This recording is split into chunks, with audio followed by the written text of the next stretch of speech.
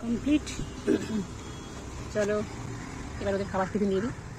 কবে তৃষিত হয়ে মরু ছাড়িয়া যাইব তোমারই রসালো নন্দনে, কবে তাপিত হয়েছি তো করিব শীতল, তাপিত হয়েছি তো করিব শীতল।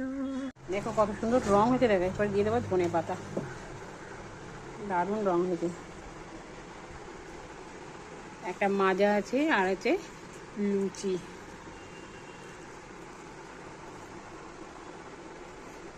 তাপিত হয়েছি তো করিব শীতল।